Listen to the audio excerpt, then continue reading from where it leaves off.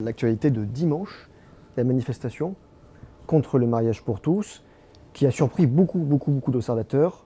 Question simple, est-ce que François Hollande doit prendre en compte le nombre et doit faire marche arrière sur le texte? Alors, en tout cas, il doit entendre.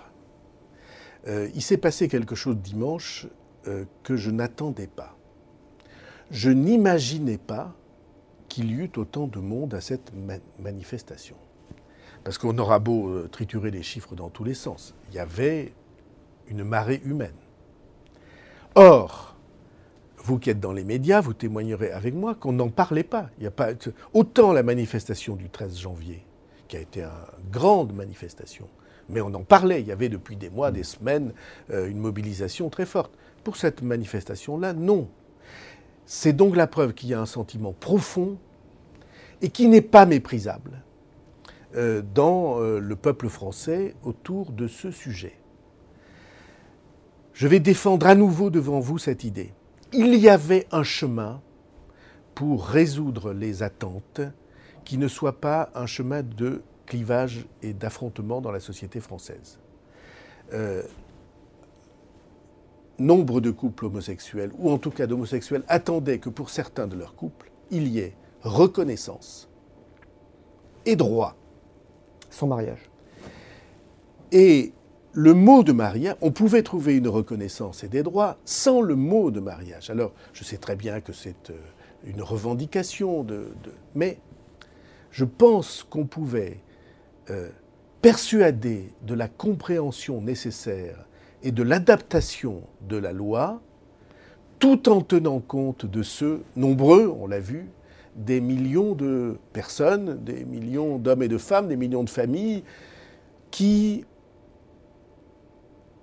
trouvent dans cette institution du mariage quelque chose à croire pour l'avenir de la société, pour leur propre vie. Est-ce que le gouvernement doit faire marche arrière sur ce texte? Ces deux sentiments-là sont également respectables. Et je plaide pour un pays dans lequel, quand deux sentiments sont également respectables, on tienne compte des deux et pas qu'on fasse un combat frontal. François Bayrou, J'y viens. Le texte a été voté à l'Assemblée nationale. Je viens à cette réponse. Oui. Eh bien, au moment où nous sommes, il y a une institution qui doit prendre ses responsabilités. C'est le Sénat. N'est-ce pas? On a deux chambres.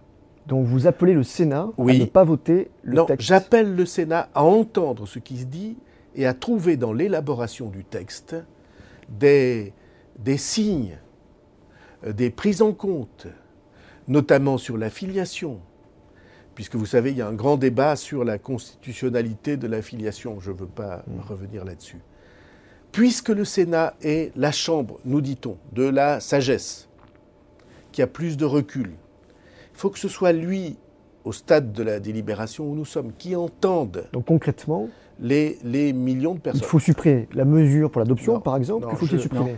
Vous plaidez quoi là, un contrat civil, par exemple, plutôt qu'un mariage? Moi, ce que j'ai défendu depuis 10 ans, c'est union, plutôt que mariage. Mais même si on n'en est pas là, évidemment, le gouvernement ne peut pas retirer les textes. Ça ferait... Politiquement, c'est la guerre à gauche. Et puis, dans la société, ça donnerait le sentiment d'impuissance, d'incertitude. Évidemment, c'est impossible. Mais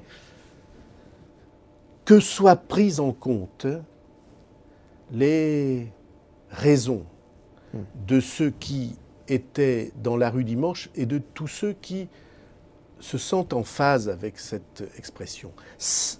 Ils ne sont pas des mauvais Français, ceux qui veulent que l'organisation de la société, notamment sur la famille, soit perpétuée, que ça soit de l'avenir et pas seulement du passé. Ce n'est pas des mauvais Français, et c'est même, dans bien des cas, ceux qui, dans les familles, organisent les choses. Et ce n'est pas des mauvais Français, ceux qui disent, écoutez, nous vivons des vies sans doute différentes, mais qui sont également respectables. Et vous voyez, je viens de dire deux choses, respectables et différentes.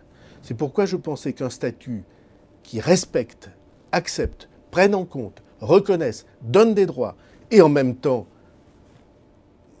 soit différent du statut de mariage traditionnel. me paraissait une bonne voie. Autrement, évidemment, c'est dans le clivage et l'affrontement qu'on se trouve. Et comme on l'a vu dimanche, c'est problématique.